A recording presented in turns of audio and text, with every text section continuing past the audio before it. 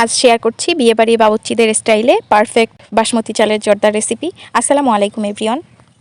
এখানে আমি সারা রাত ভিজিয়ে রাখা বাসমতি চাল, কিছু গরম মশলা এবং কমলার খোসা দিয়ে চালটাকে ফুটিয়ে নিয়েছি। এরপরে ঢেলে একটা স্ট্রেনারের সাহায্যে আমি চালটাকে ঠান্ডা করে নিব। এবার অন্যদিকে একটা কড়াইয়ে আমি পরিমাণ মতো ঘি দিয়ে কিছু বাদাম এবং কিশমিশকে খুব ভালো করে ভেজে নিচ্ছি। একই কড়াইয়ে এরপরে আমি দিয়ে দিচ্ছি কিছু গরম মশলাটা একটু নেড়ে চেড়ে এরপরে দিয়ে দিচ্ছি পরিমাণ মতো চিনি। এখানে আমি যতটুকু পরিমাণ চাল নিয়েছিলাম চিনিটাও ঠিক ততটুকু পরিমাণই দিয়েছি।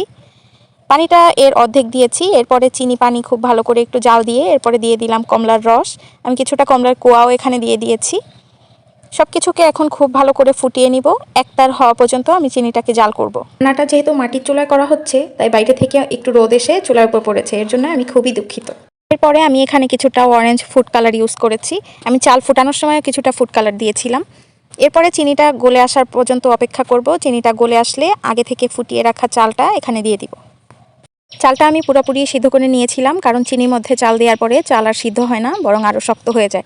এজন্য আমি চালটা আগে থেকেই সিদ্ধ করে নিয়েছি। এখন চালটা চিনির শিরার ভিতর দিয়ে খুব ভালো করে নেড়ে চেড়ে চিনির শিরার সঙ্গে মিশিয়ে নিচ্ছি। এখন চুলার জালটাকে কমিয়ে রেখে আস্তে আস্তে চিনি পানিটা শুকিয়ে নিতে হবে।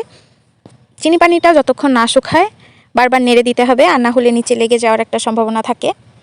কিছুক্ষণ নাড়তে থাকলেই দেখা যাবে আস্তে আস্তে চিনি পানিটা কমে এসেছে। এই পর্যায়ে আপনারা বিভিন্ন ধরনের ড্রাই ফ্রুটস এর সঙ্গে অ্যাড করতে পারেন। আমার কাছে যেহেতু কোনো ড্রাই ফ্রুট অ্যাভেলেবেল ছিল না, তাই আমি কিছুটা কিশমিশ এবং বাদামের মধ্যে দিয়ে দিয়েছি। এগুলো আমি আগে থেকে ঘিয়ে ভেজে নিয়েছিলাম। এরপরে কিছুক্ষণ নেড়ে চেড়ে আমি আরও শুকিয়ে নিচ্ছি চিনিটা। নামানোর আগে আমি কিছুটা বাটার দিয়ে দিয়েছি। আমার কাছে ঘিটা ছিল না, আপনাদের কাছে ঘি থাকলে অবশ্যই ঘি দিয়ে দিবেন। এখন আমি বাটার দিয়ে খুব ভালো করে নেড়ে চেড়ে মিশিয়ে এরপরে নামিয়ে নিচ্ছি।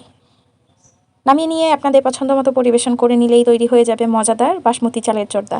এই জর্দাটা খেতে খুবই মজা হয়। একবার ট্রাই করে দেখবেন, বুঝতেই পারবেন না যে এটা বাবুর্চিদের রান্না করা না আপনার নিজের রান্না করা। আল্লাহ হাফেজ।